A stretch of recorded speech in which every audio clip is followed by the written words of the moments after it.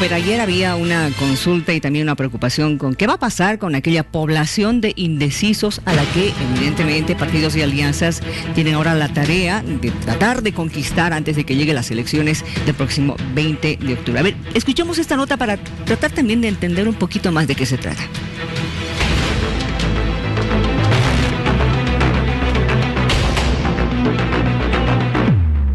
A partir de los resultados conocidos a 64 días de las justas electorales, perfilan a las tiendas políticas a un segmento al que se dirigirá su estrategia, y es que en cifras existe un 24,1% que aún está indecisa respecto a las futuras elecciones. Aquellos indecisos, de pronto los blancos 3,5%. ¿Qué respondieron aquellos del 9,8%? Pues ninguno, no sabe, no responde, es el 10,9% y no va a votar un 0%, conociendo cuáles son los tres primeros a nivel nacional. En la consulta, las opciones de no sabe, no responde, en blanco y el voto nulo dan en fracciones casi como respuesta un cuarto de todo el padrón electoral, por lo que los ojos están puestos en ellos para incrementar la popularidad. Las tiendas políticas lo saben y ya se trabajan estrategias para poder captar el interés e intención de voto de este segmento de electores, que seguro también está a la expectativa de conocer las propuestas políticas de los diferentes partidos. A ver, primero, para aclararle a la población, ¿toditos estos entran en la misma bolsa de indecisos, es decir, votos blancos, nulos, no sabe, no responde?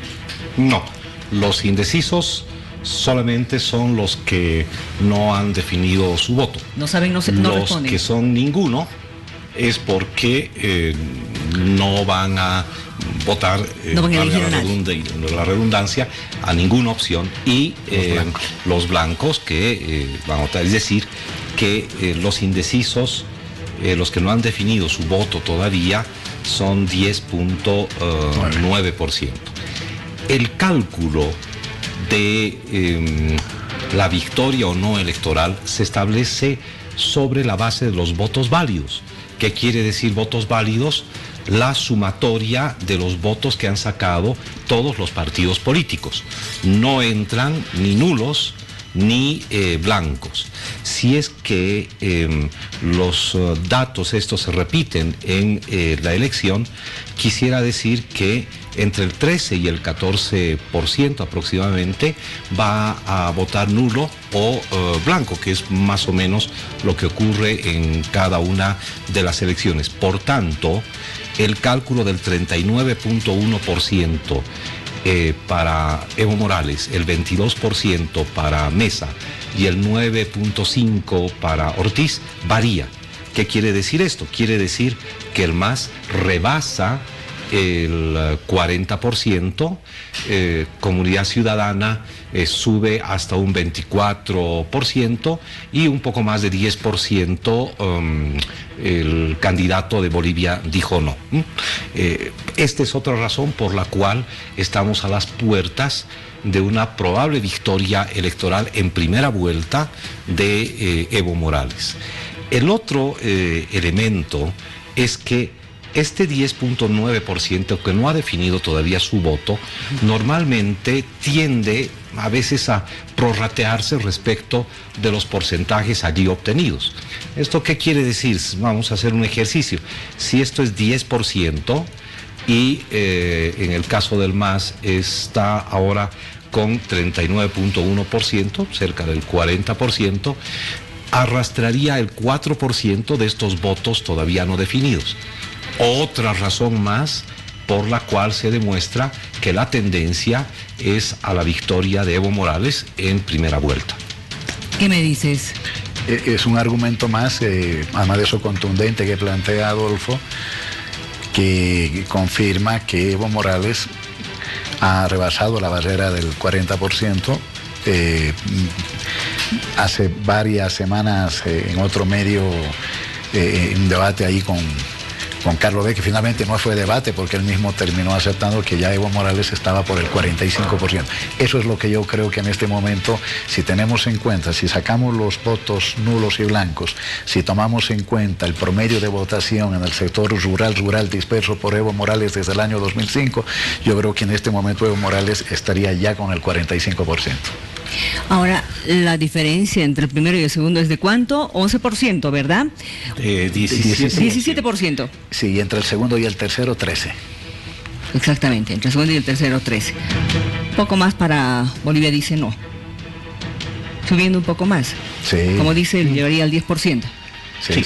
Sin embargo, el otro análisis que hay que hacer es qué pasa con las fuerzas políticas que tienen menos del 3%, que es el porcentaje requerido para no perder la personalidad jurídica. Y allí el MST, UCS, el PDC, el MNR, PAMBOL y el Frente para la Victoria estarían de acuerdo con esta tendencia después de las elecciones sin la personalidad jurídica. Esto incluso debe analizarse también, creo, de otra manera, porque puede impactar sobre lo que ocurra en las elecciones subnacionales. Si es que no alcanzan la votación mínima requerida, el porcentaje mínimo, entonces probablemente tengan muchos problemas todos quienes representan a estas corrientes políticas para presentarse a las elecciones subnacionales, ¿no? El caso del movimiento Tercer Sistema, digamos que todavía está que veremos, ¿no es cierto? Sí. Es importante la votación que tiene en La Paz, la verdad, el 7%. Creo yo personalmente que Patxi va a superar la barrera del 3%. Por eso me atrevo a pensar que son 4 los partidos que van a sobrevivir, ¿no?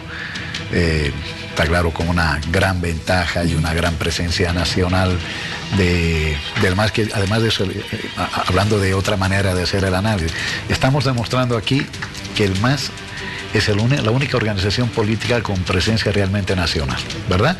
Salvo un resultado que no es el que se espera en Chuquisaca, en Tarija y en Potosí. Sin embargo, eso no le quita al ser la única organización realmente nacional. En el caso de Patxi está claro que ese 7% le está dado sobre todo, pero ese 2.5% nacional le está dado sobre todo por un buen resultado, más de lo que yo creo que él esperaba, de un 7% en el departamento, ¿no? Y en el caso de Ortiz, creo que un gran desafío para Ortiz no solamente es cómo va subiendo a costa de Mesa, porque está claro que Ortiz no sube a costa del MAS. Ortiz sí sube, que creo que es la tendencia, sube a costa de Carlos Mesa. Pero el desafío está como los demócratas, hablando de las elecciones subnacionales, se plantean el desafío de ser la primera fuerza, algo que parece estar muy difícil debido a esta sorpresa, producto yo creo que de varias razones, que el MAS está a punto de dar en el departamento de Santa Cruz. Claro, pero algunas de estas todavía pueden habilitarse para las elecciones subnacionales, ¿no? Porque los términos de la personalidad jurídica a nivel nacional son distintos que los términos de la personalidad jurídica a nivel departamental y a nivel municipal. Pero hay otro dato que se lo tiene que analizar a partir de los resultados de esta encuesta. Algunas opiniones van por el lado de Concipo, que algunos candidatos o candidatas tienen que bajarse de la carrera electoral. Esto no es posible a estas alturas de las elecciones. La ciudadanía lo tiene que saber. Incluso pueden haber problemas con renuncias de sus candidaturas, pero las organizaciones políticas que ya están en la franja sorteada el día de hoy, van a tener que participar obligatoriamente de las elecciones de 20 de octubre. Y si de pronto se da una renuncia más, luego de la sustitución de candidaturas, entonces no aparecerá la foto de la candidata o candidato, porque también está la elección de las circunscripciones uninominales. Entonces no implica la renuncia de cualquier candidato o candidata de estas 9 organizaciones hacia adelante que esa organización no va a estar en las elecciones de octubre. Son como vemos ahí en pantalla, esas 9 organizaciones habilitadas, esa es la franja de arriba que saldría con la foto de las candidaturas a la presidencia, y la franja de abajo saldría con la candidatura a las diputaciones uninominales, ¿no? Entonces debe quedar claro, a partir de ahora, cualquier renuncia de cualquier candidato o candidata a la presidencia no influye en la participación de estas 9 organizaciones políticas en las elecciones del 20 de octubre. Ya no puede darse una alianza de la oposición, lamentablemente, porque hubiera sido un escenario interesante para estudiar el sistema de representación y para ver cómo este se recompone hacia adelante. Interesante. Esa es la papeleta que vamos a tener. Sí. Entonces, el esfuerzo que está haciendo Concipo como el gran suboperador del Comité Cívico, Comité Pro Santa Cruz, no tiene viabilidad concreta. Y el esfuerzo que está haciendo el Comité Pro Santa Cruz por órdenes de la Embajada de Estados Unidos tampoco tiene posibilidades. Entonces, esa es la papeleta que se va a tener. La estrategia que desarrolló la oposición por mandato de la Embajada de Estados Unidos en las últimas semanas de bajar a Rodríguez para forzarlo a Ortiz a bajarse de la candidatura y estimular para que Víctor Hugo Cárdenas se baje y otros, no ha prosperado, no ha dado resultado. La gente va a tener que votar sobre esa papeleta por el candidato de su preferencia. Aunque en el caso de Bolivia dice no encuentren una figura sustitutiva para la vicepresidencia. Pero obviamente van a poner una figura sustitutiva. Sería interesante ver si es que es una oportunidad para rearmar esa alianza con Unidad Nacional y de pronto convocar a Doria Medina para la candidatura a la vicepresidencia, no sé. Porque esa alianza, Bolivia dice no, está conformada por los verdes y por Unidad Nacional. Eso no se ha roto. Aunque eso formalmente está. Aunque Doria Medina dijo, no, yo me salgo, me hago un lado. Pero la alianza ya estaba inscrita y todo. Esta es la oportunidad para... Aunque políticamente Samuel Doria Medina ha estado más cerca de llegar a un acuerdo con Carlos Mesa. Con estos resultados, no sé. ¿Sí?